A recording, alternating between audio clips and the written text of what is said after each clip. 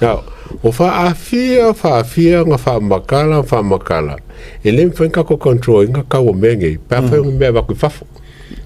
O le si ile i Samoa le keke pua. O le, ngā limsu sengere si. Ngā limsu sengere si. Kampea la el pusa mamo, e lenga si i se lau ka la lenga si ia. O se lau pasenge le si le pasenge le si. A lenga lufurin pasenge le si ia ar keke pua. Nunga winga, o le moka ka waka la o le ke pua ngar waka la ku whakau waka la, lima suru moka ka waka la. Kua ka waka la o waka la lima suru ke pua. A ko mawhawhau le whainga ke pua, e le whainga o fie. O mea ngai whai ei, o le afi, o le kaimi, o mea umara waka. I kausa o ke pua le kaum korkala. Korkala Samoa. Al taune le ike ke pua ngai, New Zealand. O lima ka la ngai. Alo te whatua, New Zealand. O lima ka la. A avela e whaliu Samoa. O lau sua ki.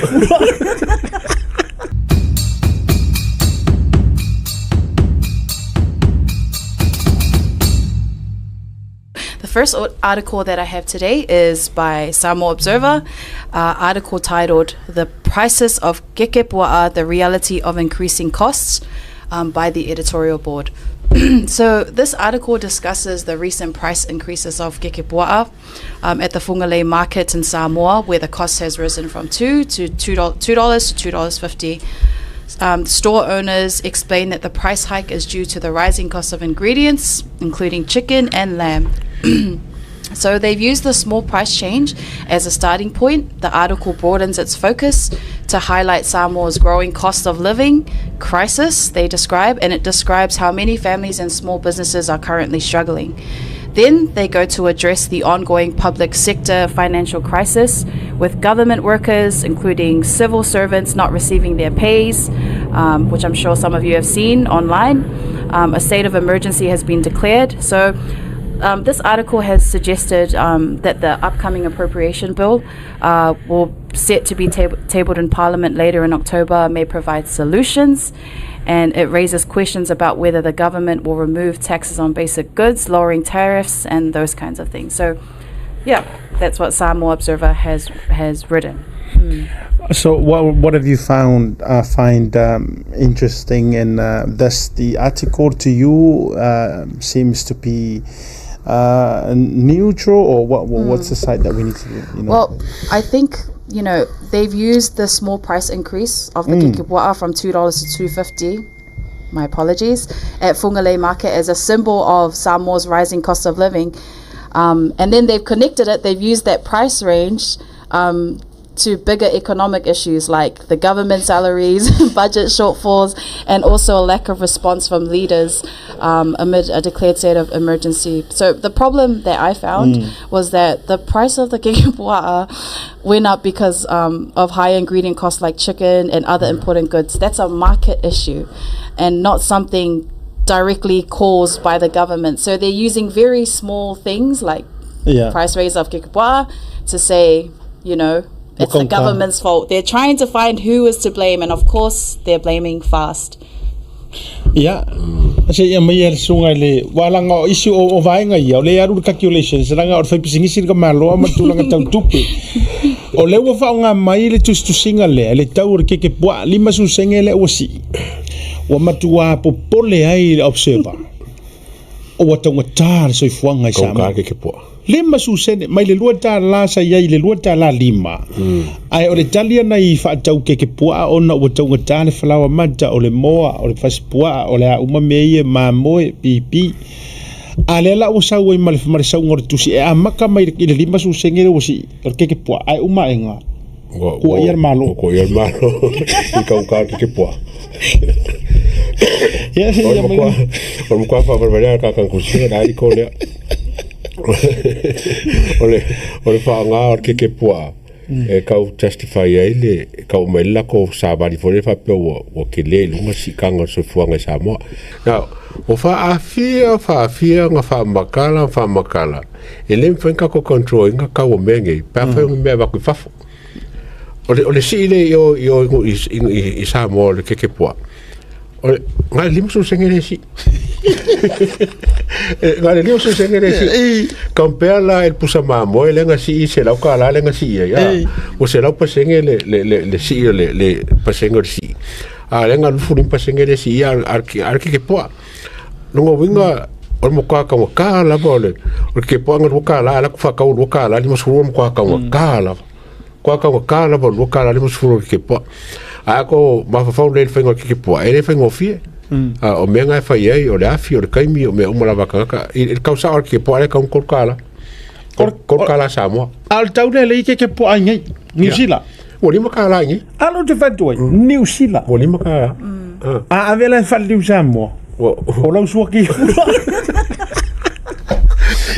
e fai la usua ki ke po ai le ai o se o le me o fanga ke po ai ka mai la ko sa bali ia e ka ngo e mai le a mai se si me wa ai wa fiu le o ki nga ka ringa le fanga pu Samoa ma le pu sa pipi ma me o ro ma ka mai me ala e ka o mai me le ai ko si le fiel le ele se me ko ka ngo fie e wa foi ka ko papa ki ngi no me fa ngi o lu fu lima kala wa le Samoa la se fu kala fe a ku ja so fa pe mo su lima kala o mo kwa o ia a o me ngi pe la vola ta ke fa nga malo ai ba ele se po le la culpa mi le fongo le ka penge ka le so a ringa me le fora o ka ngo mai le fonga le abisengo le tax mai imports me ba so le se le kai ya o nga me e silsila la ngai tu o vai nga le ana va pe fu so nga le to o le vai so fo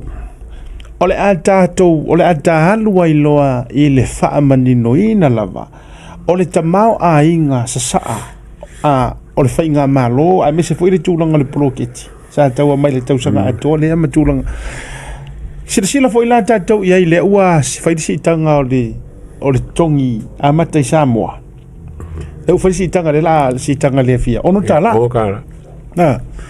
mai le fia i le lua ka la di masu senge po le kolu ka la sa iai o ka waio ka ko ke poa o le vanga e kaule oe ole tu lua ta la li mai isa mo tu lo ile fa ke fa ko se kala yo le taula e matua a ia o ke de ka o ku ngo o ka me fa ka ke poa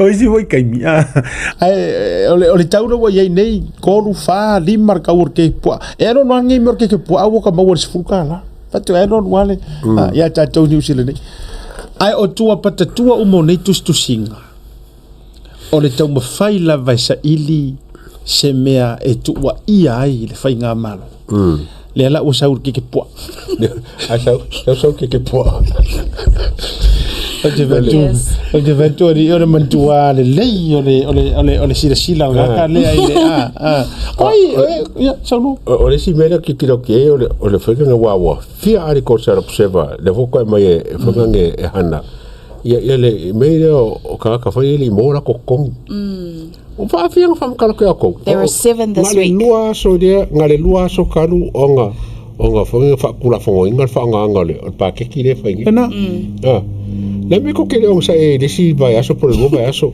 wa ele ngau ele whainga ngel malo ko kongi e la ko pek pinga so le ke fiu whaanga ai o mea le no fia ate tangata nei o le la ato o mai nei tau feita mo ai la ato wa iei nei mea o le fesiti o ai kongu la le la ato tu wa iei tasia le ia tau ke wa ese o tau fina ngalo ma so vai whainga o le kua inga kua ile le fio ese o le minority government le nga iei kua fia mema la kua nga inga ose awa ko ke playminga le pasi o pakeki awa ko ke playminga mea na iyo o le tau te tala noa i le rule of law mai la mele le ngai se ka ko amio ale sao mai le rule of law ko alo mai la ile i mele ai au mai mele wo kiang ko wo le rule of law o le mafua anga o nei me uma musu le fionga le sao fa pito malana minority kulupu e ese o le kwa le alo lo fala ngala ko le me ko pu ai o afa mana tua mai